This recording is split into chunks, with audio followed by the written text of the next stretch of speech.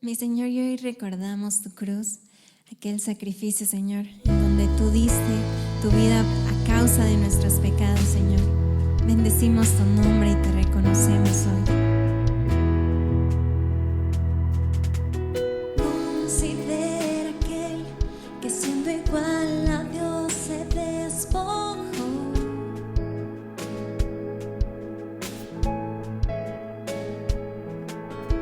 Considera aquel que semejante al hombre descendió.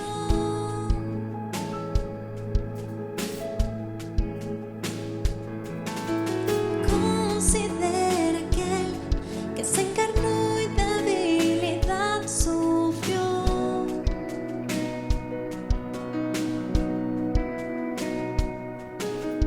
Considera aquel que fue tentado en todo y no pecó.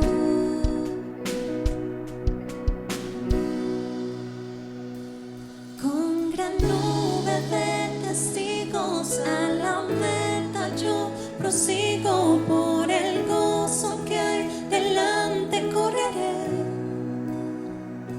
soportando el sufrimiento y despojándome de todo mi pecado y todo peso, correré con los ojos en Jesús.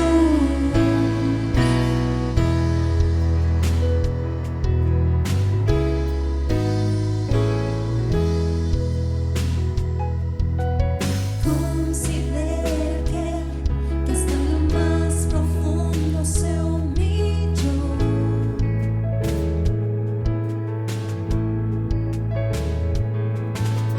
Considera que despreció vergüenza y dolor.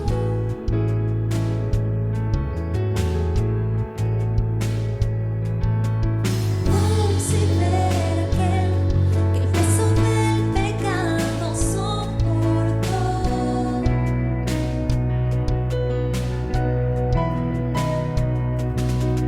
Considera que hasta la cruz la muerte padeció.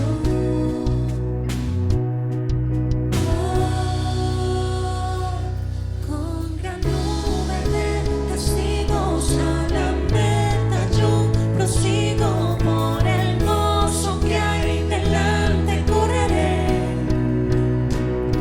soportando el sufrimiento y despojándome de todo mi pecado y todo peso, correré. Con gran nube de testigos a la piedra yo prosigo, por el gozo que hay delante correré, soportando el sufrimiento y despojándome de todo mi pecado y todo peso, correré con los ojos en Jesús.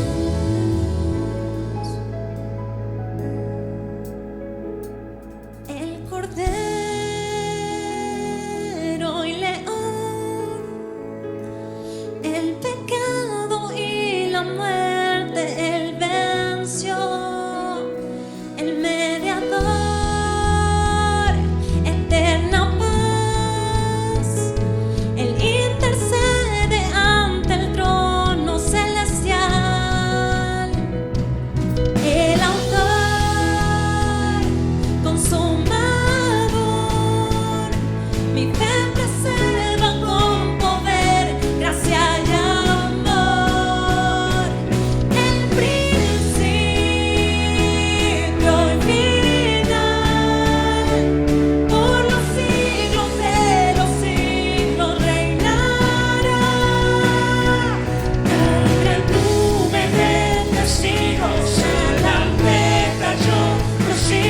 por el gozo que hay delante correré, soportando el sufrimiento y despojándome de todo mi pecado, y lo confieso, correré Con los ojos en Jesús.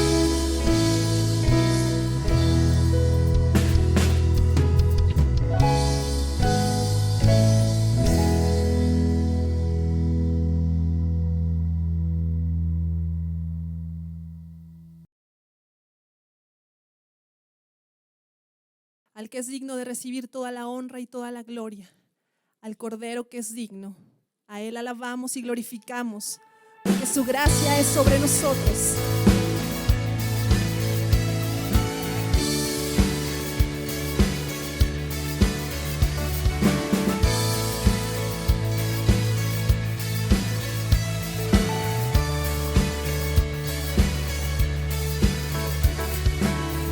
quien rompe el poder del pecado. Su amor es fuerte y poderoso, el Rey de gloria, el Rey de majestad.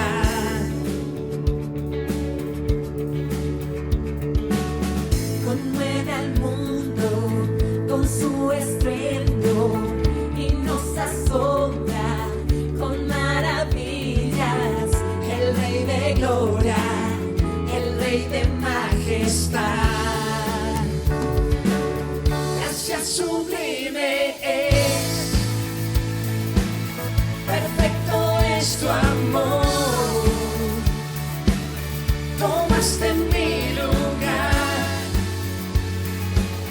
cargaste tú mi cruz, tu vida diste ahí, y ahora libre soy. Oh, Jesús, te adoro por lo que hiciste en mí.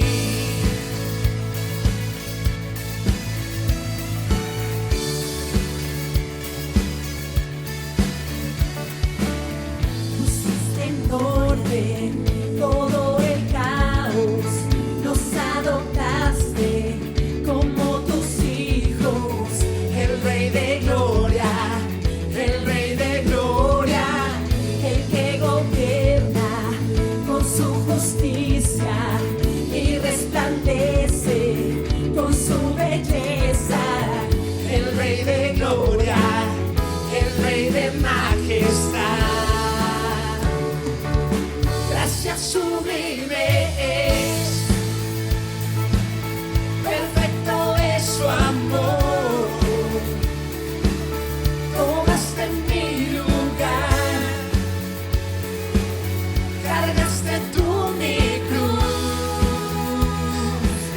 tu vida diste ahí, y ahora libre soy. Oh, Jesús, te adoro por lo que hiciste en mí. Digno es el Cordero de Dios, digno es el Rey que la muerte venció. Digno es el Cordero de Dios, digno es el Rey que la muerte venció. Digno es el Cordero de Dios, digno es el Rey que la muerte venció. A ti, Señor, sea el imperio, el poder, la alabanza por los siglos de los siglos. Solamente para ti, Señor. Gracia sublime es, perfecto es tu amor. Tomaste mi lugar, cargaste tú mi cruz, tu vida diste ahí, y ahora libre soy. Oh, Jesús, te adoro por lo que hiciste en mí.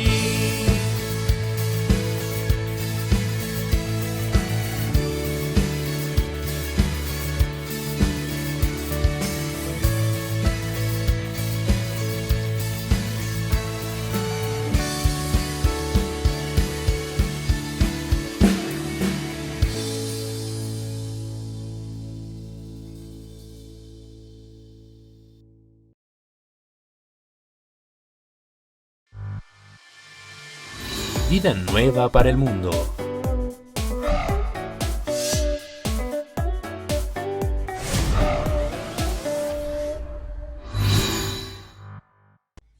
¿Has sentido que no cuentas con alguien a quien platicarle lo que sientes? Conoce al Dios que quiere escuchar cada una de las palabras de tu corazón. En esta conferencia evangelística para mujeres, Platicando con Dios, impartida por Ángela Kellenberger. Encuéntrate con el mejor amigo, padre y consejero. Charla con él y escucha su palabra este 25 de febrero a las 10 a.m. Vida nueva para el mundo norte. No te lo pierdas.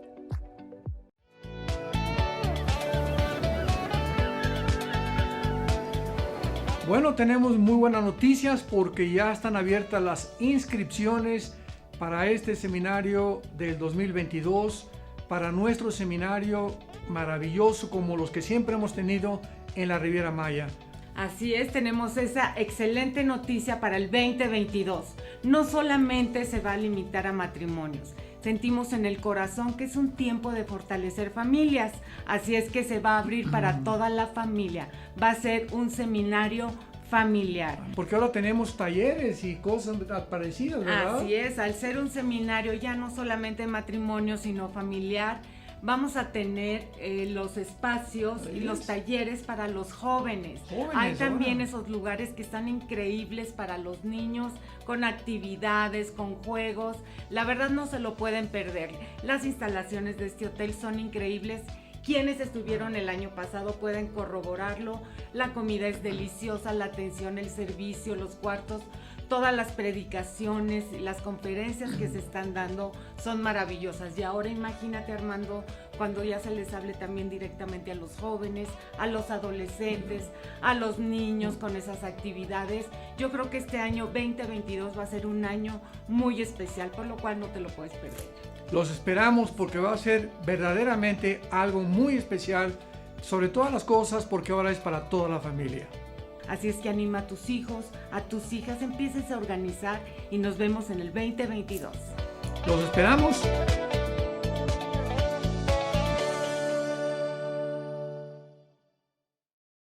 No cabe duda que la tecnología de hoy puede ser una enorme bendición para todos los que estamos apasionados por la verdad. Queremos anunciarles con mucho gusto que tenemos ya disponibles más de 2,000 conferencias en audio y video, en memoria USB y en descarga también, tanto el Antiguo como el Nuevo Testamento y diversas series más. Les recomendamos y les sugerimos que las adquieran. Serán de enorme bendición para todos que están apasionados por la verdad y que aman las Sagradas Escrituras.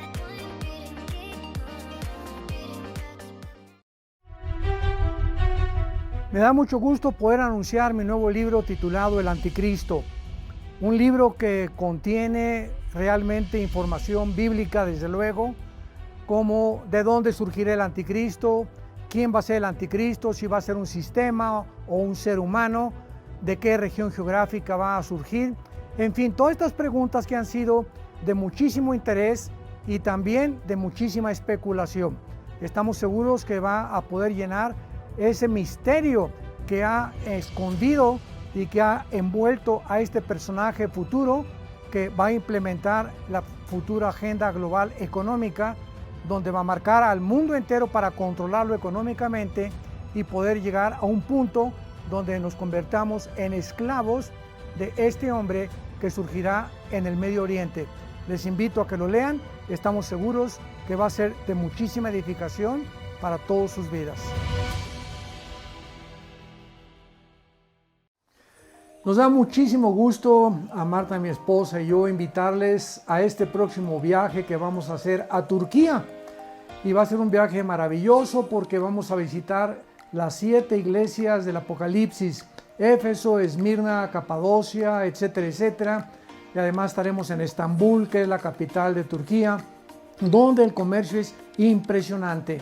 Pero independientemente de esto, será un viaje que vamos a enfocar en estos mensajes a las iglesias, y sabemos que será un viaje maravilloso del 7, para que lo apuntes en tu agenda, al 18 de junio. Del 7 al 18 de junio. Así es, estamos muy emocionados y expectantes. No cabe duda que Dios no deja de sorprendernos y Dios hace las cosas nuevas. Y este es un viaje nuevo, una experiencia nueva, un lugar nuevo que nunca hemos ido. Así es que no te lo puedes perder. Apúntate, inscríbete. Va a ser un viaje inolvidable. Es un lugar bellísimo, con lugares bellísimos. De verdad que vale la pena que todos nosotros no nos perdamos esta experiencia. Los esperamos e inscríbanse muy pronto.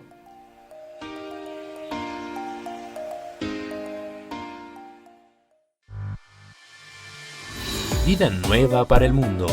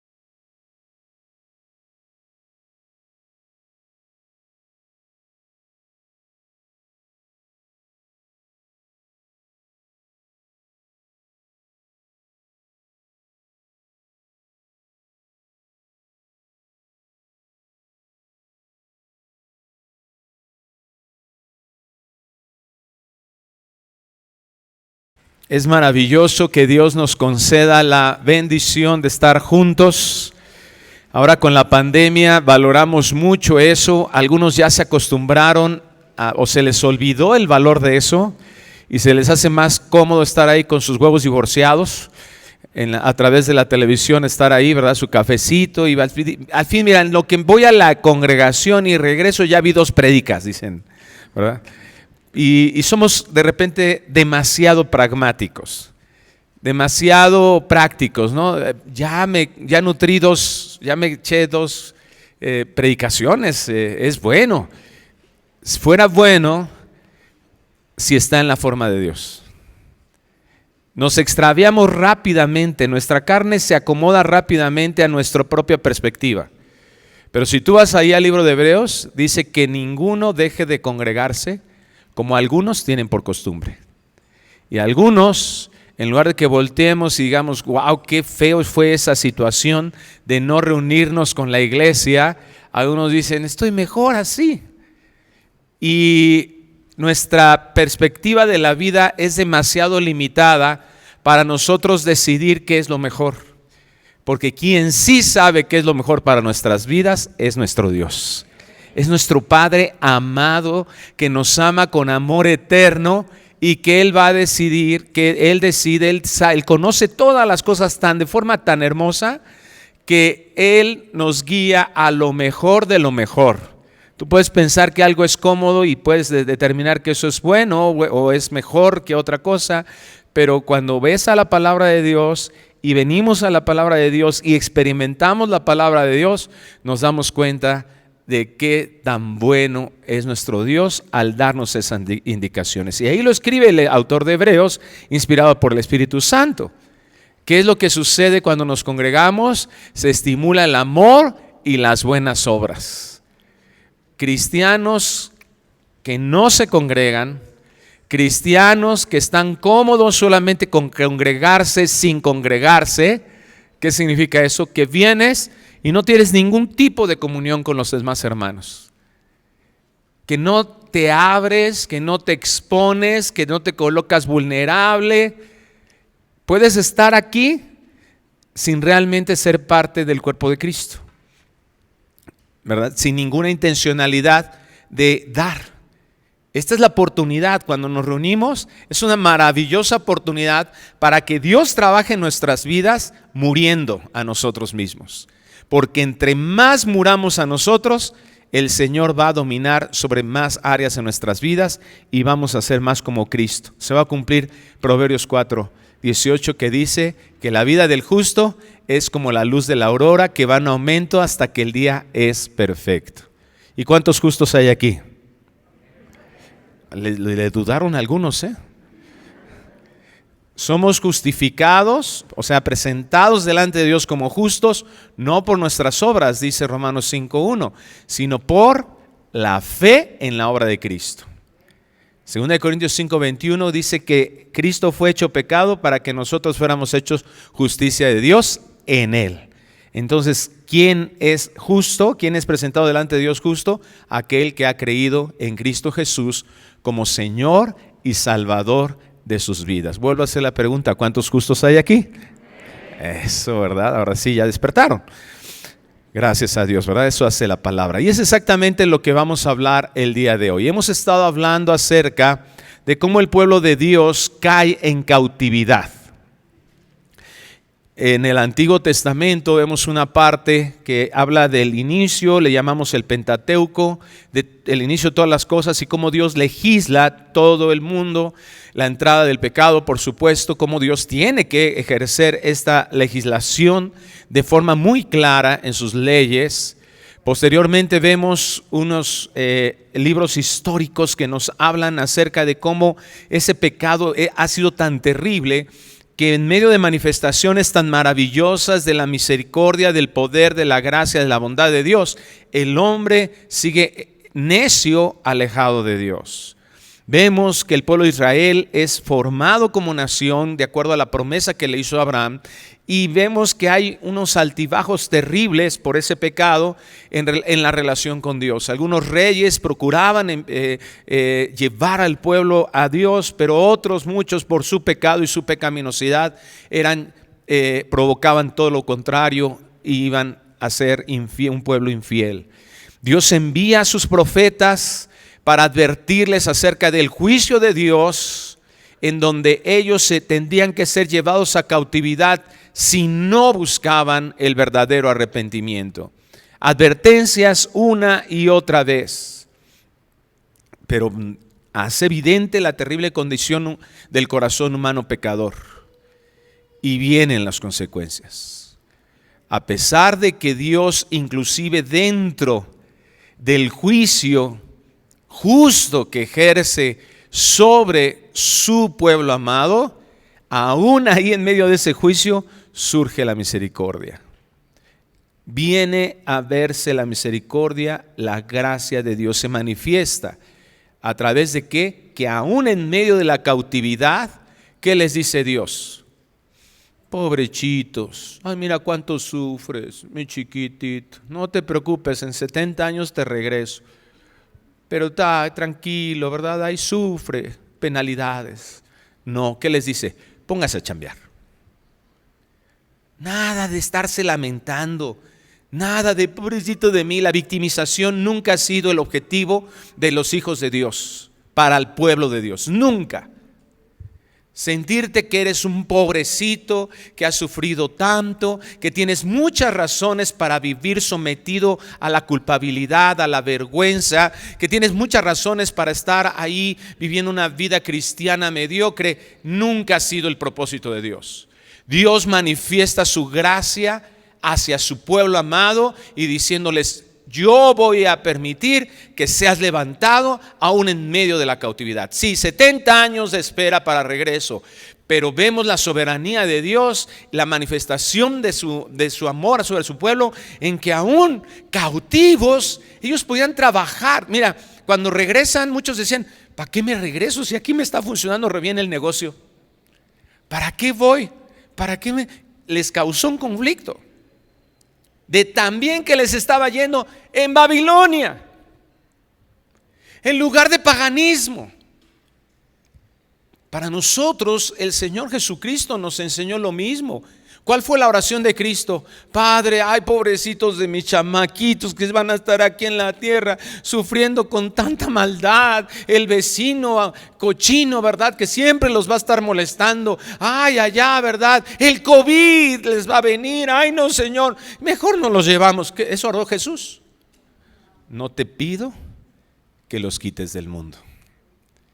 Pero ¿cuál es la manifestación maravillosa del poder de Dios? En esa misma oración continua, sino que los guardes del mal. Ya sí tenemos que tener una mente peregrina en algún sentido. ¿Cuál es ese sentido? Saber hacia dónde vamos y saber que hay un galardón. Ahí en Colosenses 3 Pablo lo decía: todo lo que hagáis, hacedlo de corazón como para el Señor, sabiendo que del Señor recibiréis la recompensa de la herencia, porque a Cristo el Señor servís.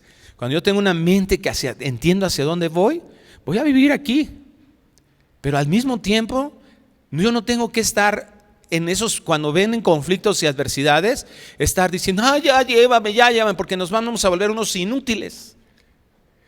Vamos a estar aquí, ¿verdad?, lamentándonos tanto que no vamos a reflejar ese poder y ese amor y esa gracia de Dios, porque siempre vamos a tener en nuestra mente una justificación para no vivir en contentamiento. El tiempo de Dios se cumple. Israel vuelve de Babilonia a su territorio y vemos, la semana pasada nuestro hermano Pablo nos compartía el primer regreso a su territorio. Vemos que este cumplimiento de la profecía de Dios, de esos 70 años donde serían regresados, tiene posteriormente estos 3 regresos en un tiempo determinado por Dios, en un largo tiempo, ¿verdad? Y varios líderes estuvieron involucrados en esto. En el año 536 antes de Cristo vemos este primer regreso con alrededor de 50,000 personas en un periodo de 21 años donde se comienza a reconstruir el templo. Y la semana pasada veíamos que Dios les había pedido eso y que ellos, por su comodidad, comenzaron a dejar lo que Dios les ha encargado. ¿Te das cuenta? ¿Por qué el pueblo de Dios dejó lo que Dios le había encargado? Por su pecado. Así de terrible es la carne en nosotros. Es tan fácil. ¿Te das cuenta qué tan fácil se está volviendo que un padre abandone su hogar? Dejar lo que Dios le ha encargado. 17 pastores solo en Estados Unidos están abandonando el ministerio cada día. ¿Te das cuenta qué tan fácil es abandonar lo que Dios nos ha encargado? Facilísimo. Ay, es que está bien duro, está bien difícil. No siento paz, dicen algunos. Es que no tengo paz, no soy feliz. Lo grande, lo importante de la restauración que vamos a ver el día de hoy, o vamos a continuar viendo el día de hoy, de la restauración de Dios en su pueblo, radica en cambiar la orientación de nuestra atención e importancia. Es decir, cambiar la tabla de valores que tenemos. Y eso no siempre es fácil. Es bien común que nos autoengañemos pensando, diciendo que Dios es lo número 1 en nuestras vidas, pero eso no se refleja en nuestra agenda.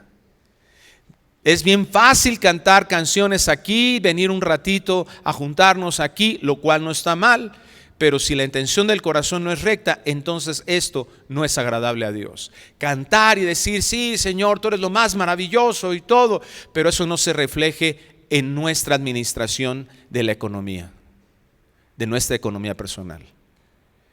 Economía en relación a los recursos monetarios o nuestros recursos de tiempo.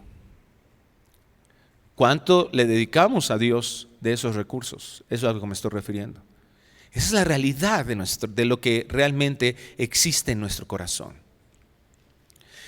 Este segundo regreso a Jerusalén es nuevamente bajo el liderazgo de Esdras. Vimos que había otros líderes en el primer regreso, pero ahora es muy notorio el liderazgo de Esdras. De hecho, vamos ahí a Esdras capítulo 1, que vamos a iniciar a ver este segundo regreso.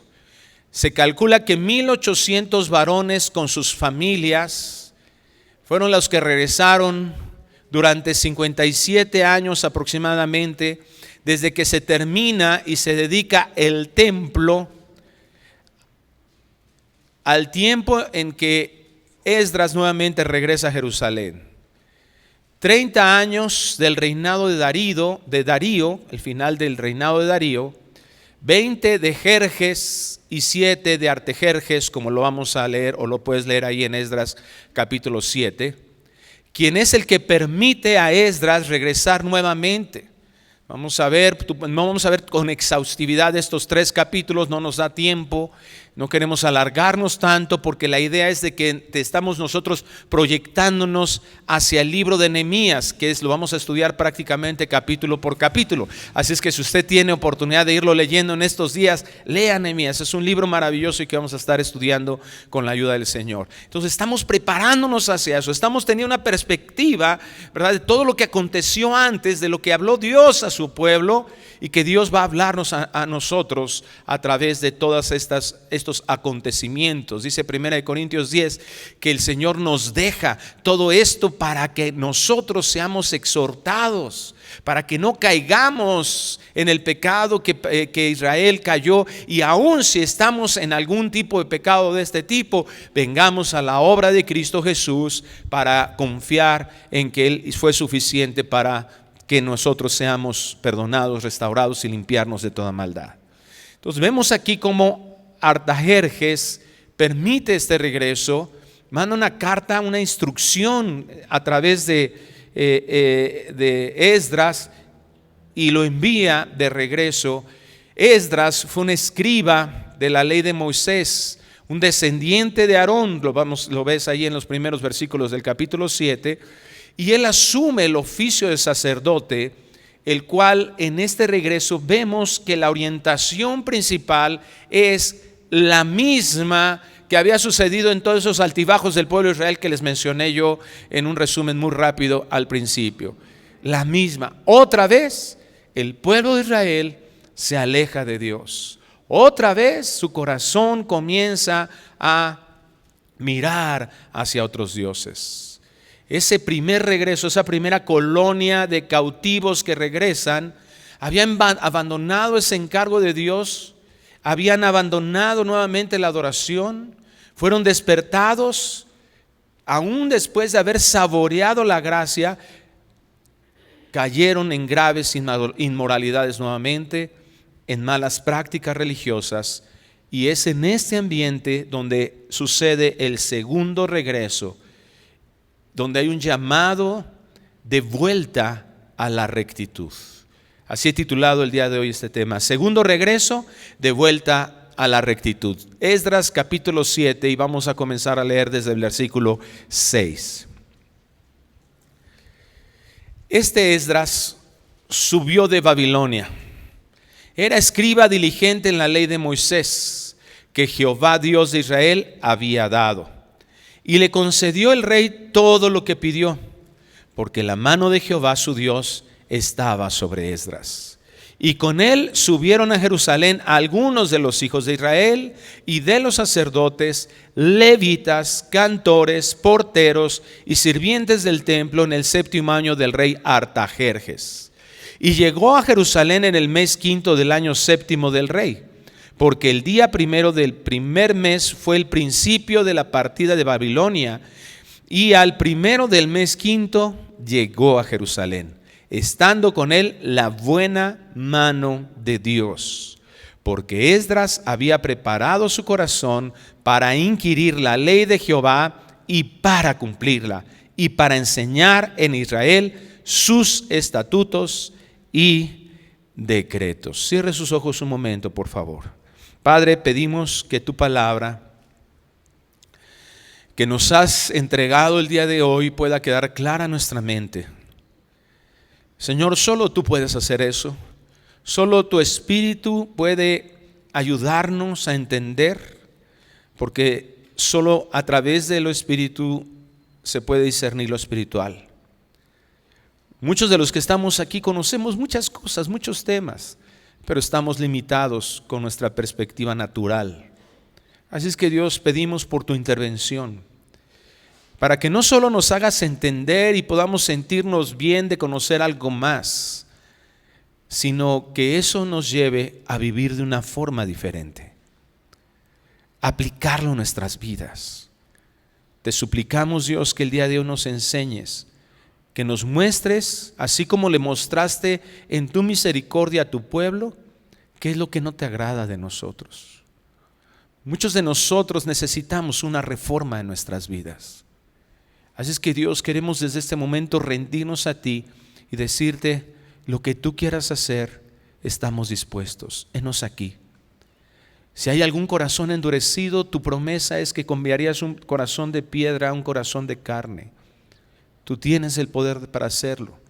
Algunos tal vez no han nacido de nuevo. El día de hoy pedimos que tu evangelio pueda ser tan claro en sus mentes, que sea la manifestación de tu poder en un nuevo nacimiento en aquellos que lo escuchen el día de hoy, y que en todo esto tu nombre sea glorificado. Te lo pedimos en el nombre precioso de Cristo Jesús, y toda la iglesia decimos amén. La restauración del pueblo de Dios tiene como fundamento y como objetivo que el corazón del pueblo vuelva hacia Dios. Esto es, repito, fundamental y con propósito. Es decir, el propósito es ese. Desde que nosotros iniciamos nuestra vida cristiana, eso es lo que nosotros tenemos que mirar. Eso es lo que Dios quiere para que nosotros seamos restaurados. Tenemos que reconocer que todos nosotros fuimos afectados profundamente por el pecado. El pecado deteriora, dice Gálatas 6, que el que siembra para su carne, de su carne cosechará ¿qué? Corrupción. La carne provoca pecado y ese pecado corrompe profundamente todo en el hombre, desde su físico hasta su mente, sus intenciones y sus motivaciones. Nos volvemos unos justificadores perniciosos de pecado. Somos unos legalistas completamente por un lado, o unos libertinos por otro. Por un lado somos capaces de juzgar el pecado del otro, y por otro lado justificar nuestro propio pecado o el pecado de alguien que nosotros estimamos mucho. No amamos, porque amar no significaría eso, según 1 Corintios 13. Esa es la condición real. Todos nosotros requerimos de una restauración verdadera de Dios. Dios, como acabamos de leer, manifiesta su gracia, proveyendo de todo lo necesario de forma puntual y precisa para la restauración. ¿Te das cuenta qué impresionante? Si lo veíamos la semana pasada con Pablo, y lo vemos ahora aquí en el capítulo 7 de Esdras, como un rey pagano es utilizado por Dios. No pensemos que las circunstancias que nos rodean a nosotros están fuera del control de Dios. No, Señor, de ninguna manera. Nunca sucede así, nunca ha sucedido así y nunca sucederá diferente a eso. Es tan importante que nosotros como hijos de Dios estemos conscientes de eso. Este rey en el momento preciso dictaminado por Dios emite esta orden y le da esta orden a Esdras. Esdras, dice aquí, había preparado su corazón. ¿Para qué? Para que fuera esto posible. ¿Qué era lo que era posible? No era tan solo el regreso físico. Por supuesto que las bendiciones que el pueblo de Dios recibe hacen una demostración, ¿verdad? En lo físico, hacen una demostración del poder de Dios. Pero eso no es lo más importante. De ninguna manera vamos a aceptar esta propuesta del Evangelio de la Prosperidad que nos está haciendo mirar como lo más importante tu condición física, tu salud, tu dinero, tu sanidad financiera. No. ¿Qué dijo Jesucristo? Busca eso como prioridad. Afánate por eso, preocúpate significa constantemente por eso. No. ¿Qué tenemos que buscar? El reino de Dios y su justicia. Y todo lo demás vendrá por añadidura. Como dije al principio, somos justos. ¿Para qué? Para vivir a nuestro antojo, ¿verdad? No, justos para vivir en justicia, en rectitud, en lo que a Dios le agrada. Porque tenemos que estar convencidos que lo que a Dios le agrada para nosotros es lo más agradable para nosotros. Este es un principio que debemos de tener en nuestras vidas, porque ese principio nos va a llevar realmente a buscar la santidad. Dios proveerá de eso, no dudes. Si tú realmente pones en tu corazón ese deseo de agradar a Dios, de vivir conforme a lo que Él agrada, que es cumplir sus mandamientos, que es estar ahí, ¿verdad? Eso va a traer la bendición más grande. Es lo más bello que nosotros podemos vivir en esta tierra.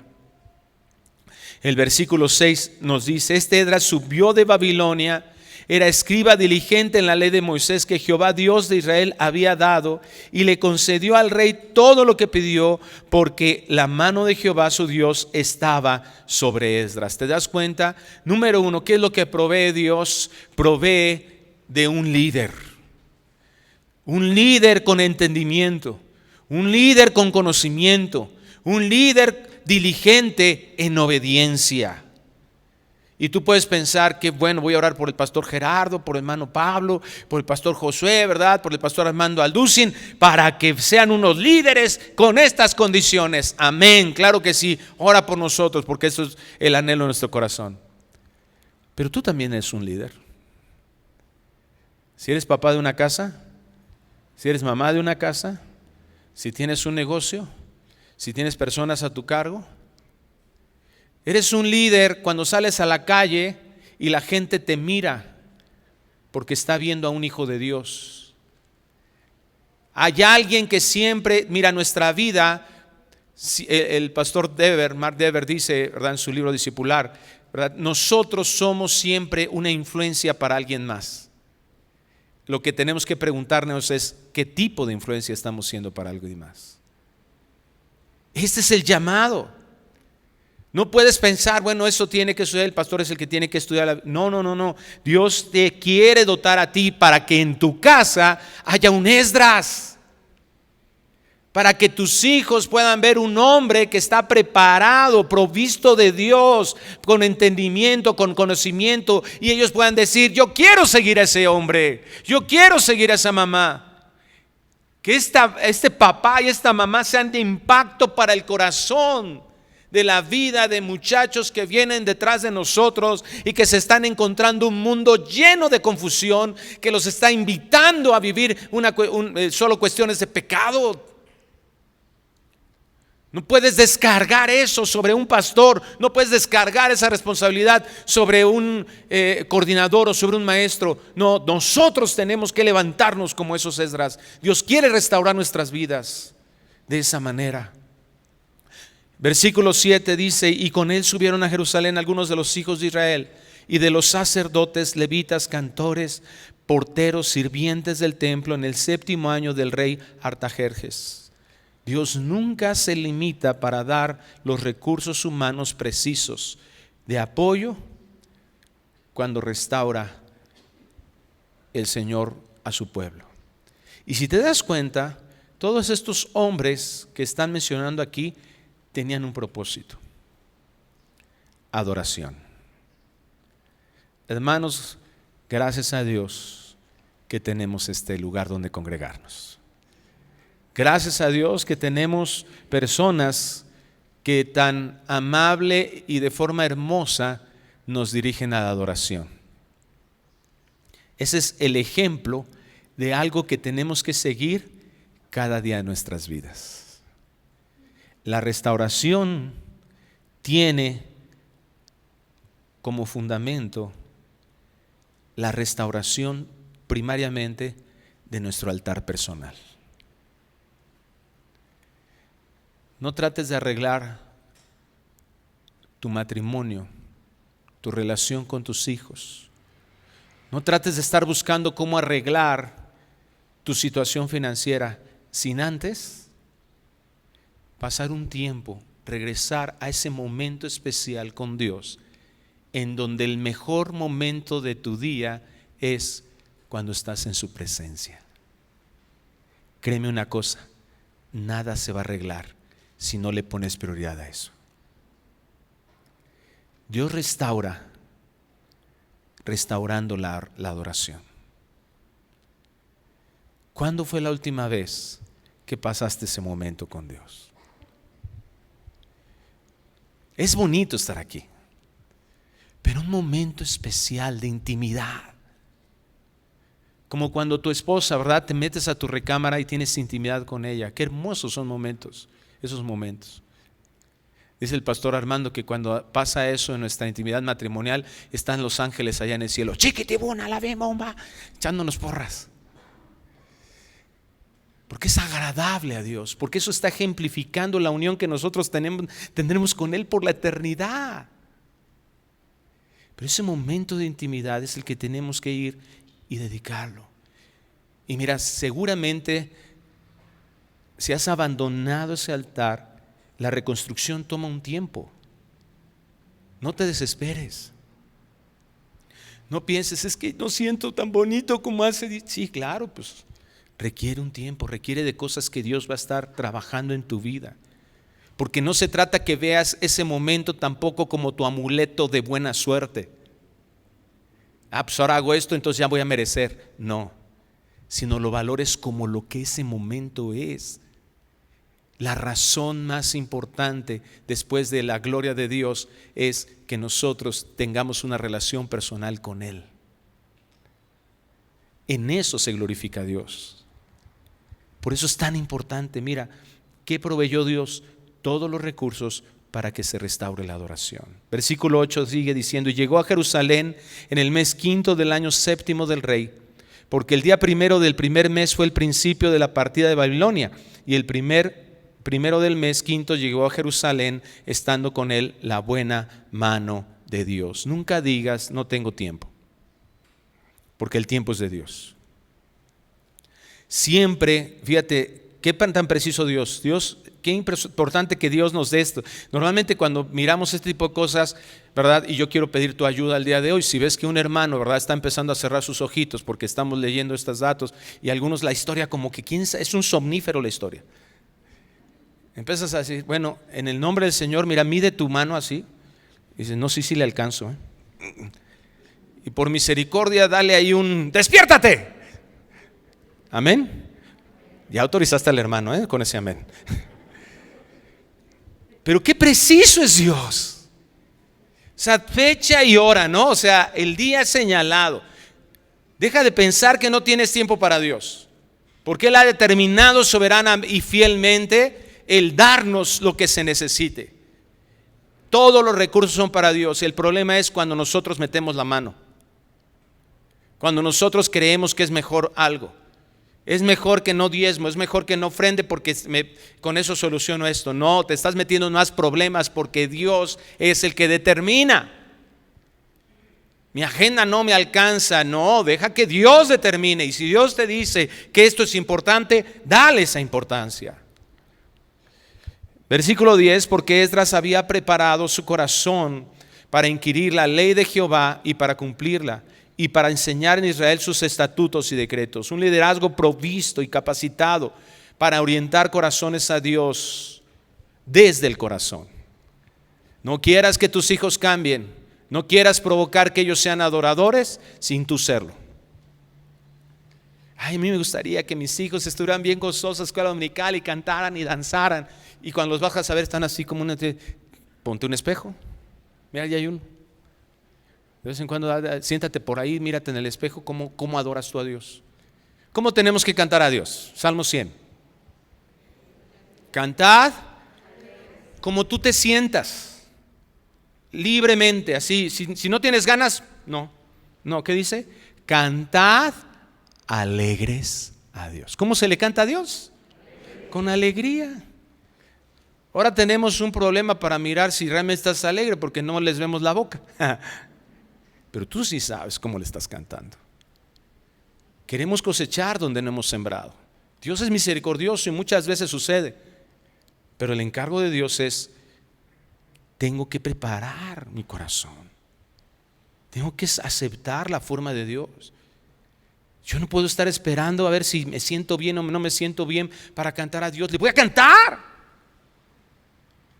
Ay, cuando más problemas tengo, lo único que quiero es pedirle. Está bien, pídele a Dios. Ahora levántate y cántale, y alábale, adórale. ¿Por qué? Porque Él es digno de adoración, no importa lo que estemos pasando. No son las circunstancias lo que definen a Dios. Es Dios mismo lo que define a Dios. Y Él sigue siendo glorioso, Él sigue siendo bondadoso, Él sigue siendo misericordioso, Él sigue siendo digno de toda exaltación de su pueblo siempre.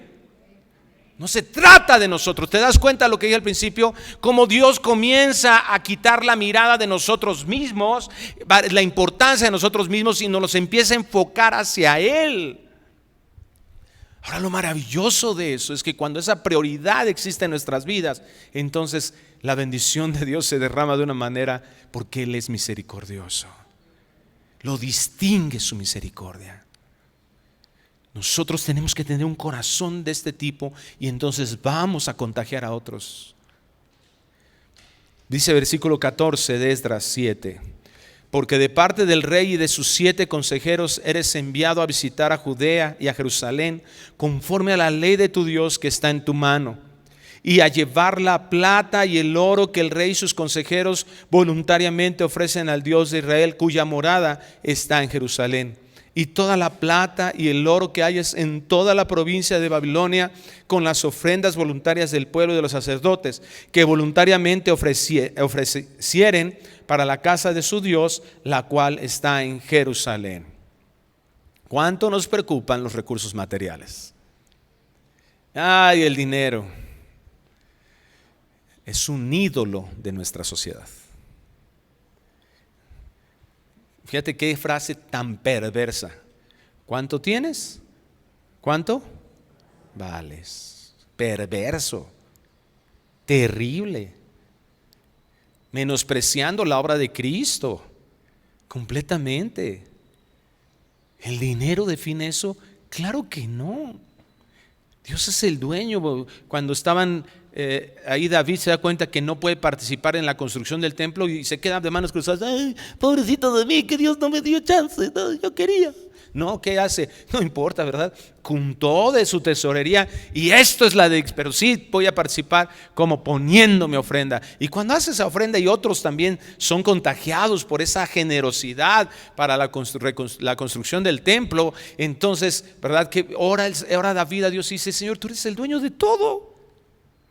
De lo que recibimos de ti te damos. Parecería incongruente, pero esa debe de ser nuestra mentalidad. Los recursos materiales nunca son problema para Dios. Dios va a proveer de lo que sea. Dios proveyó para iniciar esto, y Dios lo mantiene, va a mantener la obra operando. De repente ves a personas que cuando les hablas de ofrendar en la iglesia, de ofrendar para la obra de Dios, están así que ¿y qué van a hacer con el dinero? ¿Qué te importa? La ofrenda no tiene ese significado. La ofrenda no es para que tú estés pensando qué se va a hacer o qué no. La ofrenda es porque tú entiendes quién es Dios. Deja que Dios le dé, ora por la persona, porque es una responsabilidad totota ser buen administrador. Deja que el Señor, ¿verdad?, haga eso. No nos corresponde a nosotros. No nos ha entregado Dios eso a nosotros. Que el Señor le dé sabiduría. Tú entiende que es un privilegio. Comprarás pues, sigue diciendo el versículo 17, diligentemente con este dinero becerros, carneros y corderos, con sus ofrendas y sus libaciones, y los ofrecerás sobre el altar de la casa de vuestro Dios, la cual está en Jerusalén. Y lo que a ti y a tus hermanos os parezca ser de la otra plata y oro, hacedlo conforme a la voluntad de vuestro Dios. Entonces, la más importante es esa restauración nuevamente de la adoración a Él, de nuestra devoción a Él. Versículo 21 dice: y por mí, Artajerjes rey, es dada orden a todos los tesoreros. Esto está maravilloso, escucha esto. Es dada orden a todos los tesoreros que están al otro lado del río. Si nos acordamos, ¿verdad?, y leímos en los versículos anteriores, ¿quiénes estaban al otro lado del río? Los enemigos. Esto es hermoso, hermano. O sea, aquellos que cuando vinieron, que envidiosos, que venían de regreso el pueblo de Israel, y los menciona así, los del otro lado del río. Y dijeron, ¿cómo crees? ¿Por qué? ¿No te ha pasado eso que hay alguien que te odia aún sin conocerte? Que de repente dices, bueno, ¿qué le hice a este tipo que me trata tan mal? ¿No? Que ya le caes gordo por default. Y tú bien bonito y bien chido, ¿verdad? Bien, aquí, ¿verdad? Bien amable con ellos. Y en el trabajo te odia, pues. ¿Por qué odiaban al pueblo de Israel? Pues porque su corazón era malo. Fueron los impulsores del detenimiento, de la detención, de que se detuviera la construcción del templo. Pusieron eso, ¿verdad?, en el corazón del rey. Y ahora, dice aquí, dice el rey que los que están del otro lado del río, vamos a sustituir ahí, los enemigos, se les va a ordenar que todo lo que os pida el sacerdote Esdras, escriba de la ley del Dios del cielo, se le conceda prontamente. Restaura tu altar personal. Prepárate para ser obediente a Dios. Estate diligente, buscando de Dios cada instante de tu vida. Señor, ¿tú qué quieres que yo haga? Amanece el día y clama, levanta tus manos a Dios. Señor, gracias por este día. Padre, que este día mi vida, en todo lo que yo haga, te glorifique. Pon eso en tu corazón y aún tus enemigos el Señor los va a doblegar. Dice la promesa de Dios que aquel cuyo corazón es agradable al Señor, aun sus enemigos los hace estar en paz con Él. Y aquí está la demostración. Capítulo 8, versículo 36, mira. ¿Qué sucedió? Y entregaron los despachos del rey a sus sátrapas y capitanes del otro lado del río, los cuales ayudaron al pueblo y a la casa de Dios. Todo cumple un propósito de Dios. Por un lado, no te espantes que haya enemigos. No te espantes que haya oposición. No te espantes que haya malas noticias. No te espantes que te vayas y te hagas unos estudios y te salieron por ahí medio raros los niveles de algo. No te espantes, va a haber oposición. Pero como ya lo vimos, Dios es soberano. Dios no está ajeno a nada absolutamente, ¿a nada qué? Absolutamente de lo que sucede en nuestras vidas. Dios dice que conoce hasta cuántos cabellos tenemos. En algunos a lo mejor no es tan difícil, ¿verdad? Pero hay otros que sí se ven peluditos. Dios sabe, o sea, cada vez se nos está cayendo cada rato, cada instante, ¿sí? O sea, te pasas la mano y se te puede ver caer dos, y el Señor sigue sabiendo cuántos hay ahí. Señor nos hace mirar, Jesús nos hace mirar, ve las aves del campo. Yo tengo control de todo. Está bajo mi dirección en tiempo y en forma. Y esto es impresionante porque ahora hasta los enemigos participaron a favor del pueblo de Dios, de la reconstrucción.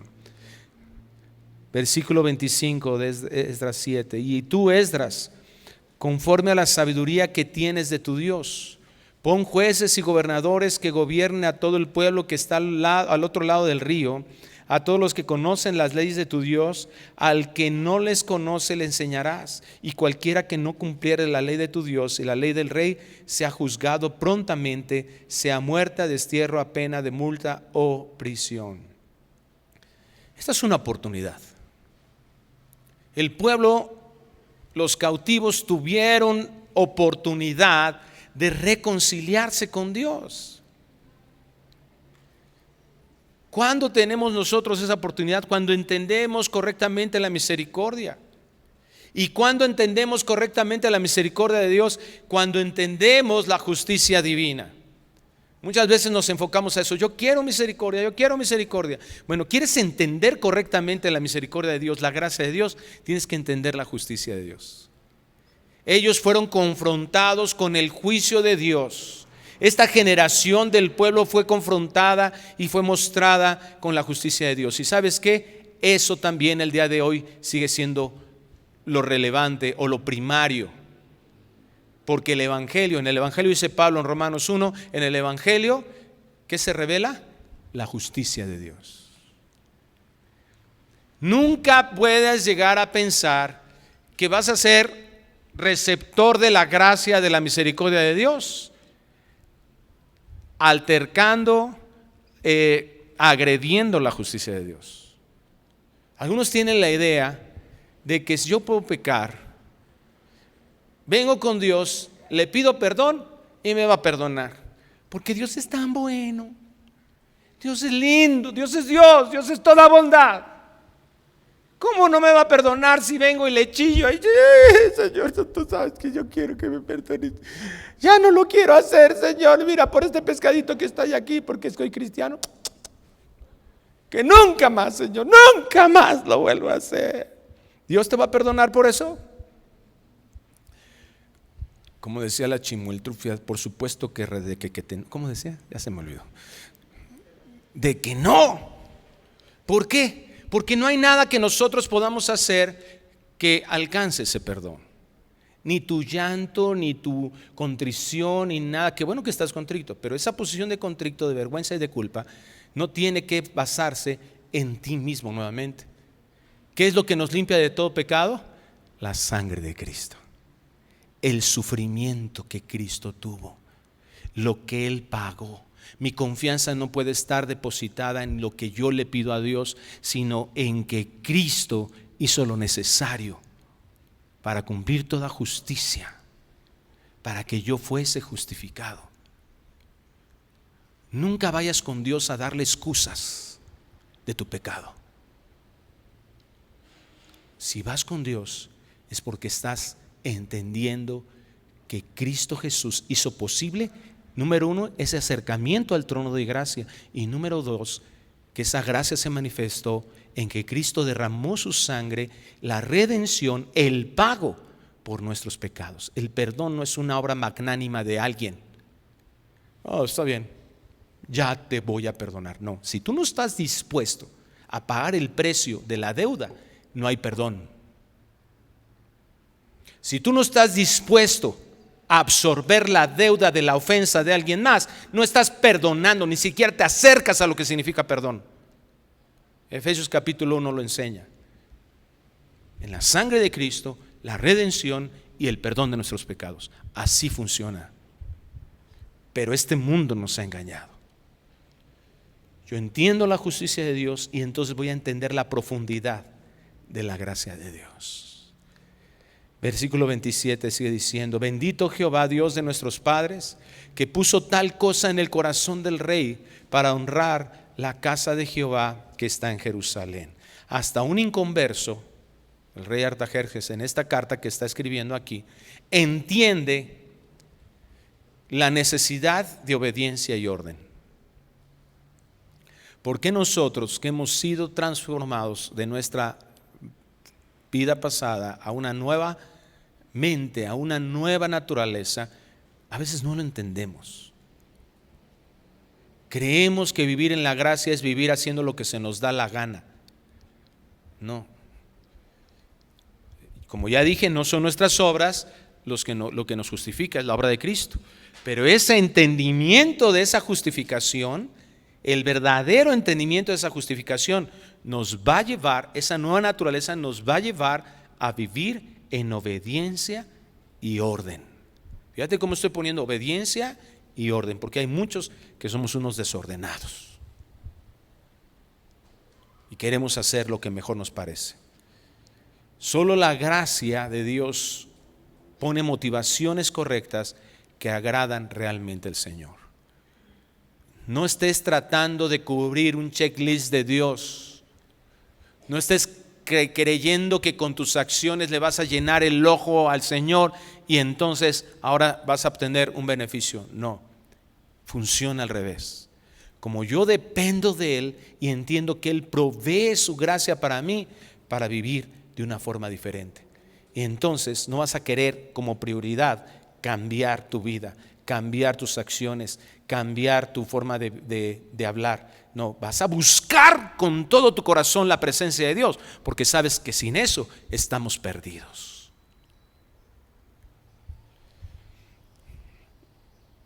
Dice el versículo 35 del capítulo 8: Esdras 8:35. Los hijos de la cautividad, los que habían venido del cautiverio, ofrecieron holocaustos al Dios de Israel. 12 becerros por todo Israel, 96 carneros, 77 corderos y 12 machos cabríos por expiación, todo en holocausto.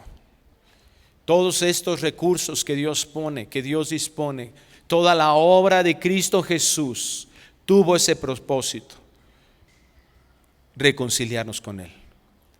Y esa reconciliación tiene que ser algo que vivamos. Le llamamos así una relación orgánica, una relación deseada, una relación de amor. Es decir, que nosotros estemos deseando estar con Él. Una relación que no está basada en formatos, en solo voy el domingo, cubro este requisito y se acabó, ¿verdad? En formas. No fue el problema de Israel. Y radica en eso, radica en nuestro corazón el problema. Ahora no entendamos lo que es corazón. Corazón no son sentimientos. El corazón es nuestra esencia. Cuando nosotros vemos en la Biblia, cuando se dirige y habla de corazón, está hablando de nuestros deseos, de nuestras intenciones, de nuestros pensamientos, de nuestra voluntad, de todo lo que nosotros llegamos, todo lo que está motivando para hacer, para vivir, para hablar, para pensar como lo hacemos. Ahí es donde está radicando lo que Dios quiere de sus hijos.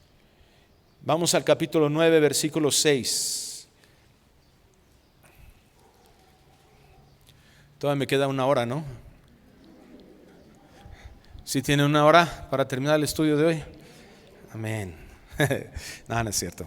Ya vamos avanzando. Versículo 6 del capítulo 9. Y dije: Dios mío, confuso y avergonzado estoy para levantar, oh Dios mío, mi rostro a ti. Porque nuestras iniquidades se han multiplicado sobre nuestra cabeza y nuestros delitos han crecido hasta el cielo. Desde los días de nuestros padres hasta este día hemos vivido en gran pecado, y por nuestras iniquidades nosotros, nuestros reyes y nuestros sacerdotes hemos sido entregados en mano de los reyes de las tierras, a espada, a cautiverio, a robo y a vergüenza que cubre nuestro rostro como hoy día. Claro que cuando comienza un arrepentimiento en nuestras vidas, nos damos cuenta de cómo hemos pecado y cómo hemos ofendido a Dios y sus consecuencias terribles. Y ahora, dice el versículo 8, por un breve momento ha habido misericordia de parte de Jehová nuestro Dios, para hacer que nos quedase un remanente libre y para darnos un libre seguro en su santuario, a fin de alumbrar nuestros ojos y darnos un poco de vida en nuestra servidumbre, porque siervos somos, mas en nuestra servidumbre no nos ha desamparado nuestro Dios, sino que inclinó sobre nosotros su misericordia delante de los reyes de Persia, para que se nos diese vida para levantar la casa de nuestro Dios y restaurar sus ruinas y darnos protección en Judá y en Jerusalén. Pero ahora, ¿qué diremos, oh Dios nuestro, después de esto? Porque nosotros hemos dejado tus mandamientos. La verdadera adoración a Dios lleva a una verdadera contrición por el pecado. El pecado en un hijo de Dios se convierte en un estorbo, una piedra en el zapato. La Biblia nos enseña que aun cuando somos regenerados, todavía tenemos una tendencia a pecar. Romanos capítulo 6 nos enseña que ya no somos esclavos del pecado, pero el capítulo 7 nos enseña que todavía tenemos una tendencia a pecar. Pero ese pecado, estamos conscientes que es una ofensa al Padre Celestial. Es bueno que a veces miremos, que examinemos. Pablo lo decía en su segunda carta a los Corintios capítulo 13, nuestras vidas. Como veíamos la semana pasada en Ageo, el profeta Zacarías, ¿cuál era la exhortación? Miren sus caminos. Fíjate tu forma de vivir. ¿Cómo está tu matrimonio? ¿Qué nos encarga Pablo en Efesios capítulo 5 a los esposos? ¿Cómo puedes medir si tú estás ejerciendo un liderazgo en tu casa, siendo un marido conforme al corazón de Dios, si tu esposa es más santa que el mes pasado? Es lo que está diciendo ahí. Es lo que hizo Cristo, la amó de tal manera. ¿Para cuál era el propósito? Santificarla. ¿De qué manera nuestra vida está impactando a otros?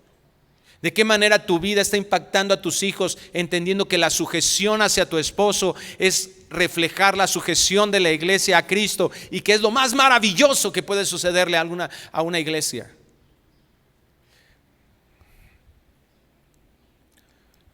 Cuando esas cosas nos damos cuenta que no están funcionando, hay algo que tenemos que voltear con Dios y decir: wow, caímos en cautiverio.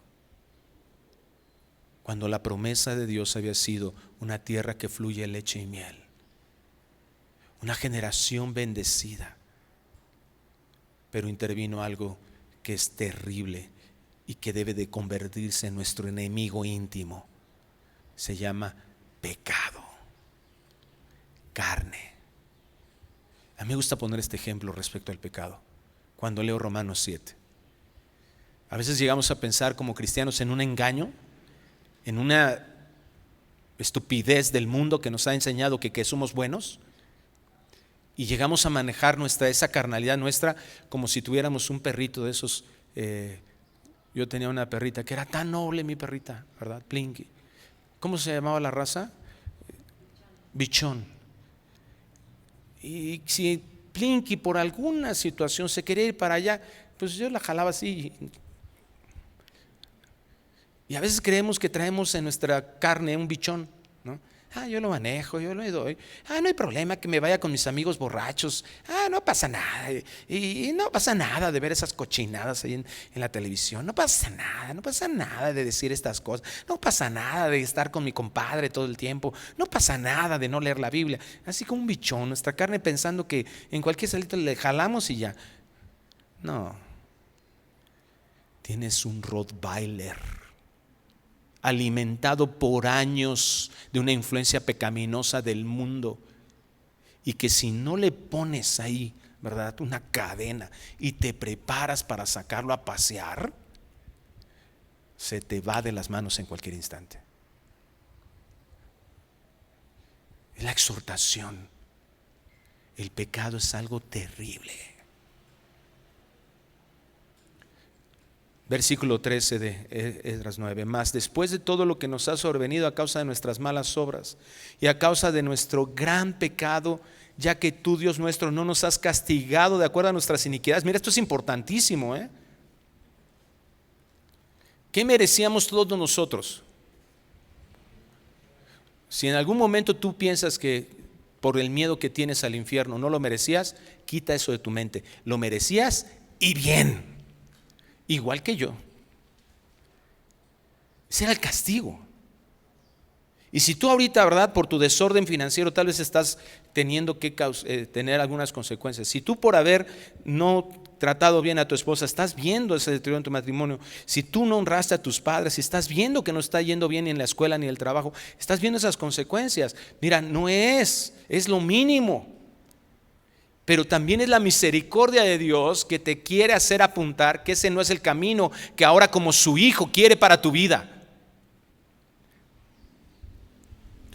No nos has castigado de acuerdo a nuestras iniquidades y nos diste un remanente como este. O sea, si todos nosotros terminamos en el infierno, ¿Dios sería injusto? Si toda la humanidad hubiera terminado en el infierno, ¿sería injusto Dios? No. Eso es lo que merecíamos. Pero su gracia se manifestó en habiendo un remanente como este, en que estamos aquí adorando a Dios. Hemos de volver a infringir tus mandamientos y a emparentar con pueblos que cometen estas abominaciones. ¿No te indignarías contra nosotros hasta consumirnos sin que quedara remanente ni quien escape? Oh Jehová, Dios de Israel, tú eres justo, puesto que hemos quedado un remanente que ha escapado como en este día. Henos aquí delante de ti en nuestros delitos, porque no es posible estar en tu presencia a causa de esto. Al arrepentimiento le va a distinguir decisiones. El verdadero arrepentimiento le va a hacer distinguir decisiones de una búsqueda de agradar a Dios en todas las áreas de tu vida. No tan solo en lo religioso, No tan solo en el asistir a la iglesia o asistir a un discipulado, no, sino que eso que Dios ha estado hablando en nuestras vidas, lo llevemos al día con día. Este fue el problema de inicio. Ellos creían, ve a Jeremías 7, ellos creían que iban al templo y con que dijeran templo de Jehová, templo de Jehová, templo de Jehová, entonces iban a estar bien, todo les iba a pasar bien. ¿Y qué les dice más adelante? ¿Eso crees?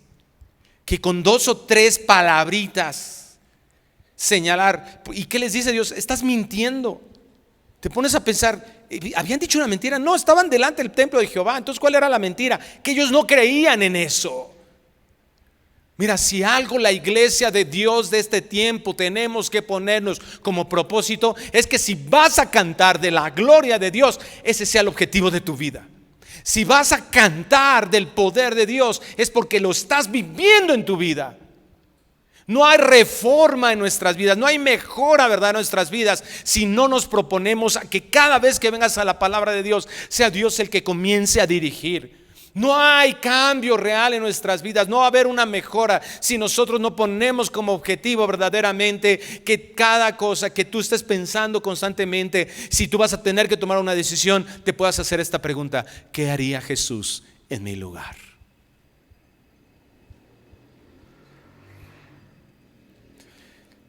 Capítulo 10, versículo 1 dice: mientras oraba Esdras y hacía confesión llorando y postrándose delante de la casa de Dios, se juntó a él una muy grande multitud de Israel, hombres, mujeres y niños, y lloraba el pueblo amargamente.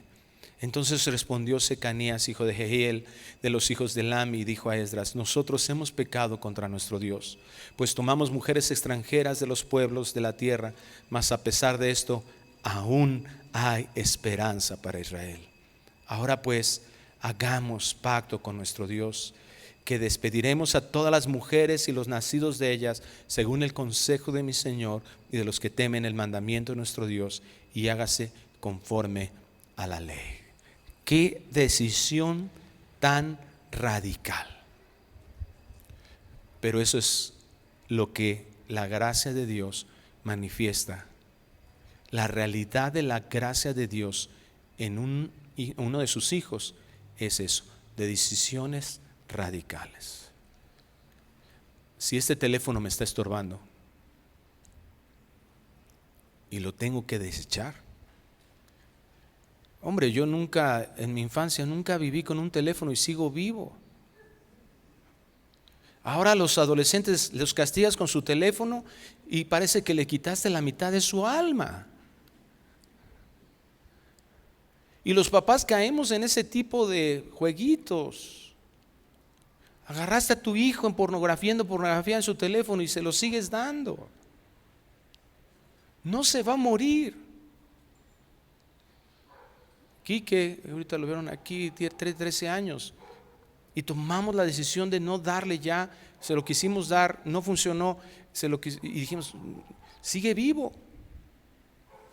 No caigas en el engaño de tus hijos, me voy a morir. No se mueren. Decisiones radicales. Tengo que buscar esa renovación de mi entendimiento que me lleve a aprovechar inmediatamente el llamado arrepentimiento. Porque si tú desaprovechas este llamado al arrepentimiento, lo único que viene más adelante es endurecimiento del corazón. Qué hermoso es tener un líder que sabe y guía al arrepentimiento como Esdras. Qué hermoso que ver a un papá que no está justificándose con sus hijos o que se hace ojo de hormiga después de haberse equivocado y no venga y diga, perdóname. Porque no somos infalibles, pero tenemos que aprender a reconocer cuando realmente Dios nos está señalando que algo no estuvo bien. Y por último, se levantó luego Esdras de delante de la casa de Dios y se fue a la cámara de Johanan, hijo de Eliasib. E ido allá no comió pan ni bebió agua porque se entristeció a causa del pecado de los del cautiverio. E hicieron pregonar en Judá, en Jerusalén, que todos los hijos del cautiverio se reuniesen en Jerusalén. Vinieron ellos, ¿verdad? Y todos estuvieron dispuestos. Versículo 10, y se levantó el sacerdote Esdras y les dijo: vosotros habéis pecado, por cuanto tomaste mujeres extrañas, añadiendo así sobre el pecado de Israel. Ahora pues, dad gloria a Jehová, Dios de vuestros padres, y haced su voluntad, y apartaos de los pueblos de las tierras y de las mujeres extranjeras. La verdadera oración reconoce la gloria de Dios, que son sus maravillosas excelencias, pero tiene un inicio: renunciar a sí mismo. ¿Cómo me choca escuchar a personas que se van de una iglesia porque ya no cantan su canción preferida? Estamos acostumbrados a prender ahí el radio para escuchar lo que a nosotros nos agrada. Pero la adoración no se trata de nosotros, se trata de Dios, de reconocer su gloria, quién es Él. La verdadera adoración renuncia a sí mismo y comienza a vivir con fe. Vivir con fe no significa que vas a recibir ahí algo místico que te va a caer así. No, es ¿qué dice Dios? Y eso lo creo. No solo adquirir formas, rituales o costumbres, no, sino vivir buscando en su palabra lo que a Él le agrada. El versículo 12 termina diciendo: respondió toda la asamblea y dijeron en alta voz: así se haga conforme a tu palabra. ¿Cuál es la respuesta que vamos a darle a Dios? A ese llamado de Dios a servirle, a adorarle con verdad, a honrarle aún sobre nosotros mismos, sobre nuestros gustos u opiniones. ¿Continuaremos amando la satisfacción efímera y superficial del pecado, o decidiremos rendirnos a Él? Cierra tus ojos un momento.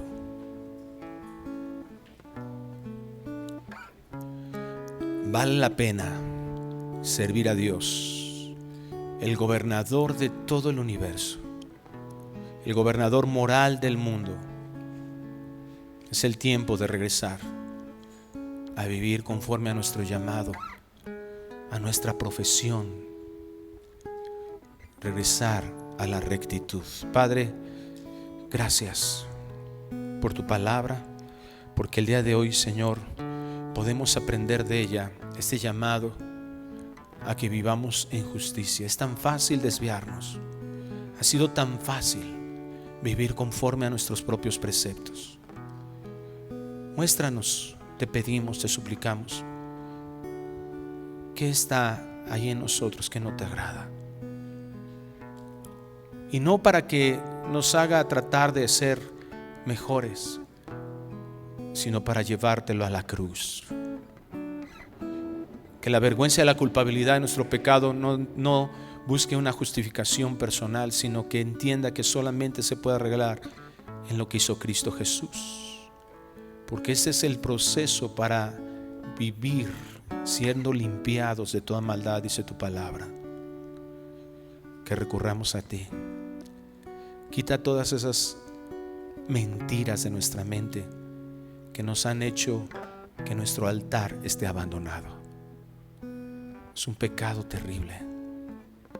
Y ayúdanos para tener ese corazón de Jacob, de mantenernos ahí con nuestras rodillas dobladas, nuestras manos levantadas, y poderte decir: Señor, no me iré